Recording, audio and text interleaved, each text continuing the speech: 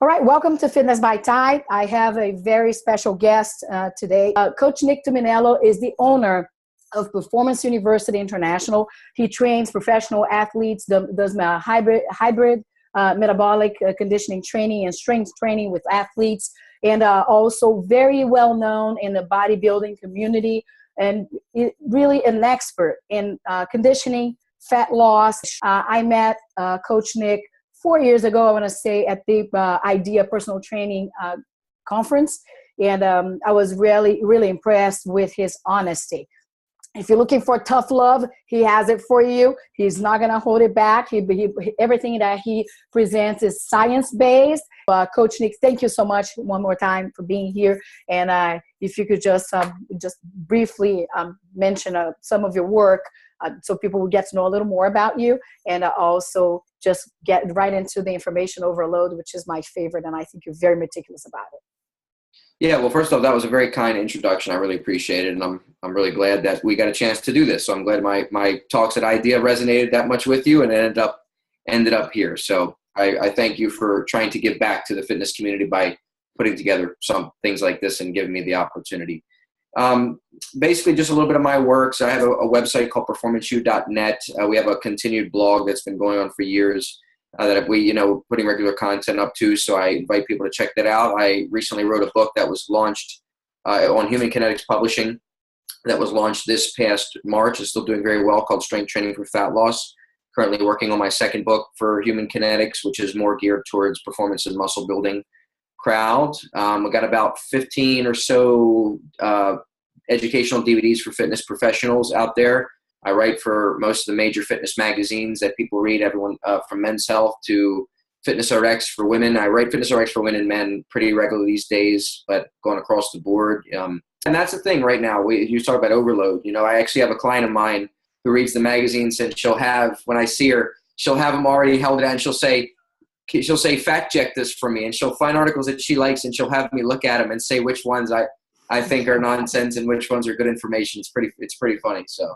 And how do you find the public is receiving the information that's out there right now, especially about weight loss and fat loss? That's something that I, with my business, we target that, and and that's one of the complaints too, because people are avid for information. They want the information, but they're starting to get frustrated because there's too much confusion. How do we filter that? Yeah, that's a great question. Well, that's the problem now. Before it was finding information. Now it's filtering information, because we all have no problem finding information. So here's what I would tell us to do. It's very reactive to just listen to people and just say, well, you're an expert and you two don't agree, so therefore I don't know who to believe.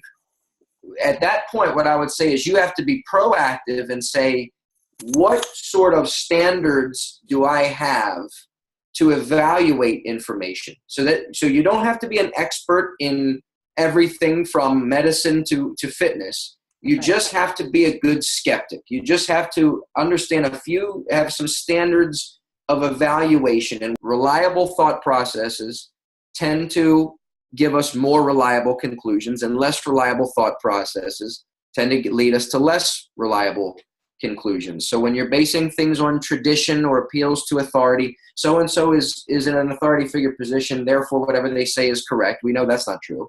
Those are not really reliable means of going about things. Things that follow, the principles of physiology and physics, or things that are well scientifically documented. Those things are more reliable to assign a higher confidence value that when there's conflicting information, that one is more likely correct.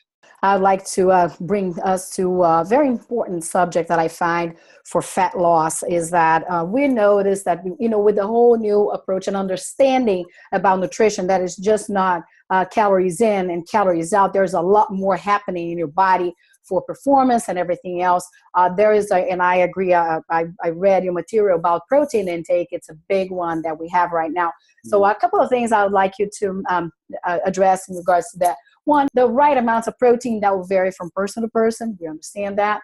But also they're a little out of the traditional range. So there's a traditional information there. What you're probably going to hear from your doctor when you go to the office is a little more scientific, a little more old school, but we're seeing a lot more incentive in terms of protein intake.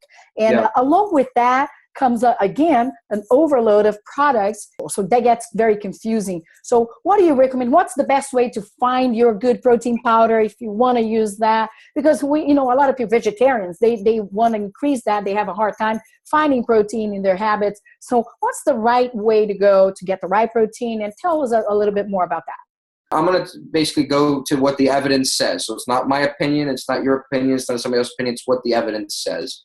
I actually coordinated on a report we call the Protein Report with Lou Schuler, who's ex-editor of Men's Fitness and Men's Health. And we did a research review, and basically, Lou clarified it in kind of a men's health, consumer-friendly terms of what these things mean. Nobody really has come up with some good evidence saying that there's a certain window of too much protein where it causes bone loss or kidney failure, whatever, for otherwise healthy people. That's a myth. But we do know that not eating enough protein is problematic, all right? Losing muscle, affecting metabolism, the whole thing. So if I had to say play it safe, you always want to try to eat plenty of protein, to maintain muscle. What number that means, this is something I've seen good arguments. And when I say good arguments, I mean, looking at evidence, anywhere from, anywhere from 0.8 grams per pound of body weight to 2 grams per pound of body weight, right? So that one is certainly up for debate. But when we have things that are up for debate that are both using solid evidence, what that tells us is that there's a lot of window there for genetic variance. That's where the genetic variance comes in. So sometimes we may look at that and say, maybe this isn't an argument, this versus this. Maybe this provides us a window and it shows the variance between different human responses. People come in different shapes and sizes. We have different food allergies, different hair color, different eye color. We're going to have genetic variance. We have different genetic responses to exercise. We know that. So I would say when we look at that open window, we would say that somewhere within that window may be a good range. And then we would just find what works for us within that, an experiment. If you find that you're eating on the high end and you go, man, if I eat any more protein this week, I feel like I'm going to throw up, then you think, well, maybe that's too much for you because you can't adhere to it. And we know that the number one factor with sticking with any sort of lifestyle with eating is adherence. You have to find something that works within what you're going to stick with. Otherwise, you're going to go on and off, and you're always going to feel like you failed because you're doing something that doesn't fit well with your preferences. That leads me to ask you, actually, that's an incredible point. I couldn't agree more. And you said you have to find what works for you. And that's something that I find that's much more efficient. People tend to feel much more accommodated in their needs. So they're not feeling they're being attacked by a diet or by an abrupt change that just doesn't match their life. So does that make sense that crash diets or things are the strict menus, the 3-day detox, you stop eating this and that, and like very, very strict across the board for everybody? Would that be not as sustainable as just taking the time to learn what would work for you? Oh, well, sure. Yeah. I mean, we all know that. I think I don't think there's a person over probably 12 years old walking around that thinks crash diets are a good, safe way to go about it. A lot of times people do them because they want that quick gratification, or it makes them feel better, or they just, they're trying to do it because they think it's a detox or whatever the heck that means. You know what I mean?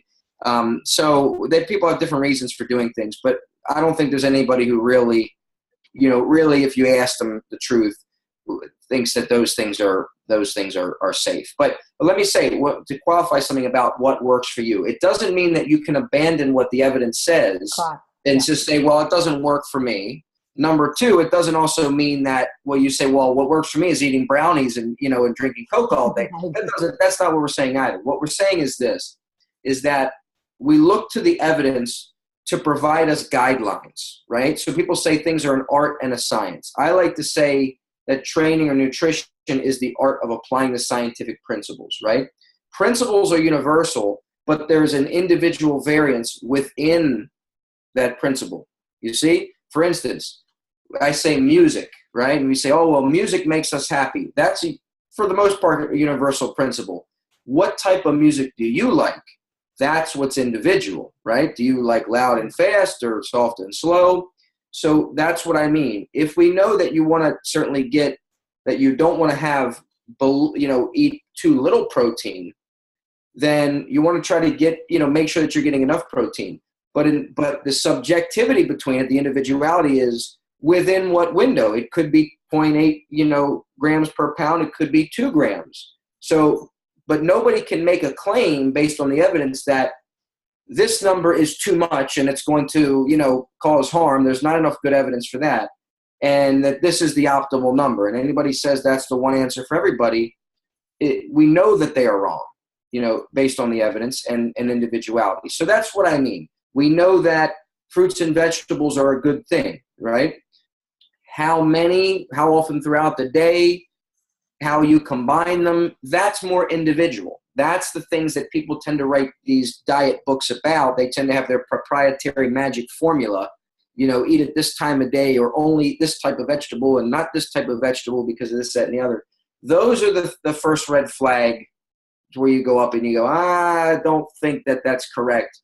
Because if that was really true, that someone discovered the magic formula for, the certain percentages of foods to eat or the certain foods that definitely cause disease in everybody, they would already be getting a Nobel Prize. You see what I'm saying? So, I agree. Yeah. We know trans fats are no good, but that's well established. But when somebody comes out and says that a certain type of food that is not well evidenced to show that it's, causes disease, but they say it does cause disease, you have to be skeptical about that until better evidence comes out. And that's what we see right now with a lot of these special diets, Exactly. I see a lot of resistance sometimes. People want a formula. They want a solution, especially after they tried for so long. So when people come to me and they ask, but how much do I have of this? And it's really hard. It takes me a while to work with them and agree to the point that there are guidelines and there is flexibility. So it is a structured flexibility coming from those guidelines that you have to work your way to find out. It's going to start right here. It's like a marathon that you start here and people are just going to run at different paces. They're going to crash at different points. They're going to feel more energized with different kind of fuel. And so that's taking the time to put the work in and find what works for you. And again, use the evidence and just play safe and not be looking just for the immediate gratification that turns out to be an issue later. Yeah, and I would just say, you're 100% right where it is we all like formulas. We like formulas, and sometimes we feel like that gives us structure. So it's okay to try a formula. But what we're saying here is try a formula, and then if certain aspects of it don't fit well with you, feel free to manipulate those to adjust them a little bit to you. Just because it doesn't say that in the book doesn't mean there's only one right way to do it. They're giving you a general, formula, but a general kind of guidelines. That being said, if somebody tells you that this is the only one right way to eat, then that's an immediate red flag for nonsense. Very good, thank you. And speaking of that, of techniques and suggestions you mentioned in the beginning, and I just want to bring that up again. I'd like you to tell us a little bit about your book, The Strength Training for Fat Loss, which is a topic that really interests us a lot. In terms of there's a lot of metabolic conditioning workouts. Tell us a little bit why the benefits of the metabolic conditioning. In the beginning, we would hear that people would just share that, saying that that's the way, only athletes would utilize that, or people with just very specific training. And it's turning out to show, for people to learn that applying the metabolic conditioning is really favorable to fat loss. Obviously, adding to the nutritional component, not saying that you do only that. But tell us a little bit about your work on that and what you offer and what your suggestions are. Sure. Well, I call it metabolic strength training, and some trainers have dinged me on that. They say, well, everything is metabolic because it involves metabolism and your metabolism is there. And they're right. The reason why I call it metabolic strength training is just to help people delineate it from the traditional approach to body, strength training, which is bodybuilding or powerlifting or some form of that. So, and we get into the specifics of the book. That's all I mean. So here's the general thrust of the book. It's focused on, that your muscle is the shape of your body. All right. People think, a lot of females are worried about gaining muscle. but you're not going to get a lifted glutes, unless you put on muscle in your glutes, right? It's like a guy says, I can't get it. When a guy says, I want to build biceps, he's saying, he wants a perkier bicep. That's what he's saying. Just like a woman says, I want a perkier butt. So you can't get a perkier, sexier, round or anything without putting on muscle. All right. Correct. So muscle creates the shape of your body. So the thrust of the book is this: focus on your diet, your lifestyle, if that's a word that you're more comfortable with, to reveal the shape of your body and do strength training to improve the shape, as opposed to the traditional method, which is do lots of extra cardio to burn lots of extra calories and potentially put yourself through all the additional impact of running and the boredom. Most people don't like to do that. All right. So from a bang for your buck standpoint, we know that strength training modalities not only help us build tendon strength and improve health and overall strength and improve the shape of our body, but they also give us a cardiovascular benefit. However, cardiovascular exercise, unless you're a total sedentary beginner, only gives us a cardiovascular benefit. It doesn't give us all of the additional benefits of gaining muscle and improving motor unit recruitment and all those things. Like I said, if you're a total sedentary beginner, everything works for you for a little while. But you're coming from nowhere. You're coming from. You can only be a sedentary beginner for so long until you start exercising. All right. So that's the thrust of the book. Now, I do want to say this because some of you said earlier, and we may agree, or you've read the book, so you know that in regards to what the evidence shows in regards to calories and fat loss, the evidence is pretty overwhelmingly clear that fat loss does come from being in an energy deficit. Now, here's where I think the argument that we see in the fitness field goes in different directions. Well, people will say, well, yeah, but if I ate 2,000 calories of nothing but candy and ice cream, and somebody else who is my twin ate 2,000 calories of nothing but fresh fruits and vegetables and lean meats and fish, you're going to tell me both of us are going to be equally healthy? No, I wouldn't. You know what I mean? So in that case, we're not saying that all calories are created equal. We all know that there are things called empty calories, that have, that are not very nutrient dense. Other ones are very nutrient dense. The evidence that says that showing that calories in, calories out is important for fat loss is in no way discounting that the quality of the food that you eat is important. All it is saying, and then the hormonal response and all those things, it doesn't discount that. All it's making clear is that you can still gain body fat from eating high-quality, nutrient-dense foods if you overeat. The issue is, and this is where I agree with you, is I tell people to start improving the quality of the food before they even bother to try to even count calories. Why? Because nutrient-dense, healthier, what we consider whole foods, lean meats, fish, fruits, and vegetables, or if you're a vegetarian, tofu, whatever, tend to be lower in calories anyway. So it's certainly harder to gain fat when you're eating a diet that mostly consists of, that maximizes fruits and vegetables and lean meats and minimizes refined foods and alcohol, right? So I don't think there's too many people who disagree with anything I said there.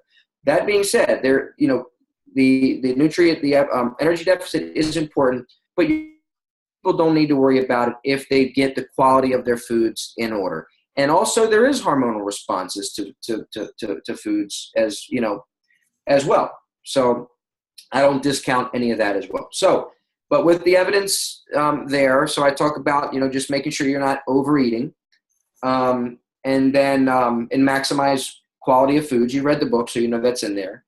And then focus on this, if the goal is to maximize fat loss and keep the muscle, is focus on what I call the 3 C's of metabolic strength training. And this is where it differs from regular strength training, your bodybuilding, your powerlifting. Circuits, combinations, and complexes. And all they really have in common, I'm not going to get into what all 3 are, it's beyond the scope of this, and people can grab the book. But what these 3 have in common, these 3 C's that make them different than the bodybuilding, traditional strength training approach, is that they're more total body in nature. They're more higher intensity, and people get caught up in that word intensity. It doesn't mean going 100%. It just means you're using more muscles, that you're either moving faster or you're going longer for a longer duration. That's all that really means. So if people are more comfortable with, longer, or, they can use that term as opposed to higher intensity. So when you combine, total body, more muscles that you work, more calories that you burn, with longer duration than traditional approaches to strength training, you're going to get a higher metabolic cost from the workout, both during the workout and post the workout through what's called the exercise afterburn, than you would through traditional strength training means. All right? But we're still not trying to use exercise as our primary source of burning calories. Instead, we're trying not to overeat on the diet side of things. So as opposed to eating the 300-calorie bagel and then going for 45 minutes on the elliptical trainer to burn it off, we're just saying, just don't eat the damn bagel, and you don't have, and you end up in the exact same place without the boredom. So when you go to the gym, focus on the muscular side of it, because that's going to increase the shape of your body, tendon strength, motor unit recruitment, all those sorts of things. I see a lot of people trying to out exercise a bad diet. So just they eat and pound, and then the next day they try to starve themselves. They don't eat for like 24 hours. Then they hop on the treadmill for an hour. They do like 3 classes at the gym. And so what are the benefits of doing something like that, or where are not the benefits? How do you cover that? Well, the problem with we're dealing with two issues here when it comes to fat loss, weight loss, whatever. And let me clarify one thing. My book, Strength Training for Fat Loss, is geared to people who are already, exercising and trying to do. I do have beginner programs in there, but it's not geared towards the obese population. Let me say that. It's geared towards more people that are trying to lose that 10, 20, 30, 40, not the obese, population. So let me clarify that. A little more stuck in a Yeah. And I'll tell you who it's really good for. The book is really great for people who are already kind of exercising and trying to eat better, but not seeing the results, or they've hit a plateau, right? So it's like, well, you tell me to exercise and eat better. I'm already doing that, but it's more of a fine-tuned program direction towards that specific goal. So it's also really great for those people, which is a left-out niche, because most of the time we talk about fat loss, we are talking about obese population and not people who are exercising, who are trying to get that last 10 pounds off or whatnot. Right. Okay, so with that being said, there's 2 elements to what we're talking about here. We have training information and we have behavior, right?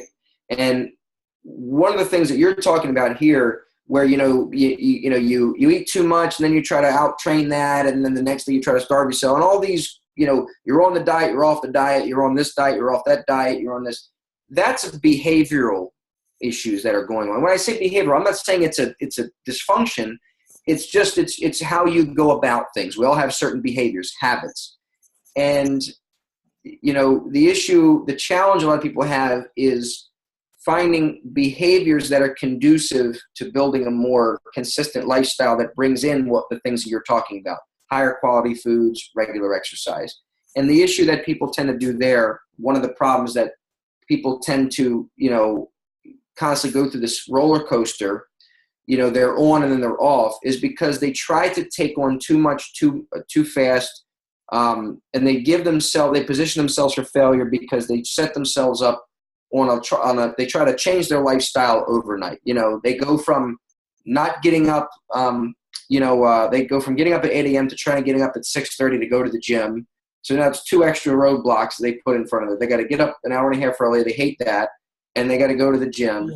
And then they only like to eat 3 times a day, but now someone told them they have to eat 5 times a day. So now they're trying to so there's 4 additional things that they've taken on in their day right there. 2 extra meals a day, getting up early and getting to the gym and coming back home and showering and all these things. You're going to keep up with that for a matter of weeks before you go, I can't keep up with this. It's not who I am. So my suggestion is change one thing, change one little thing. Once that little thing becomes less of a conscious thing that you have to drive yourself to do, and it becomes a habit, then you add in something else. So that way you stop riding on willpower all the time. Yes. Which willpower just is an exhaustible resource. It's just gonna crash if you rely on it. So just changing a habit at a time and making those changes. Yeah, exactly what you do. Based on what you said there, I know you're very aware of what the behavior research is talking about in willpower and things. You're right on the money. Exactly. I couldn't have said it better.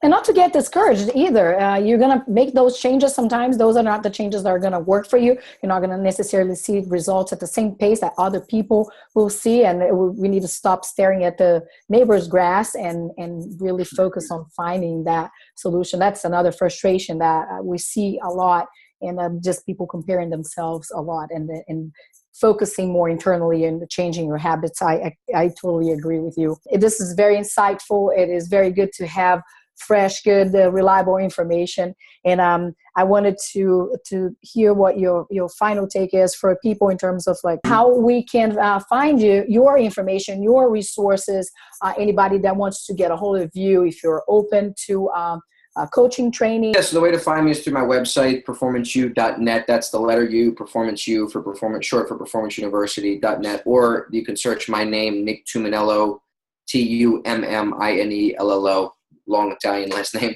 I'm easy to find online. You can friend me on Facebook. And yeah, I'm in Fort Lauderdale, Florida. I train clients just like you do. So I don't just write and speak. I train clients. I've been doing that since I've been in my late teens. So yeah, if people come down and visit me in sunny Fort Lauderdale, South Florida, and want to set up some sessions, I'll be happy to do that as well. So yeah. And your books are all listed, or your materials listed on your website, right? You have some great ebooks as well. Oh yeah. We got the Strength Training for Fat Loss book is the one I would recommend folks. That's on Amazon.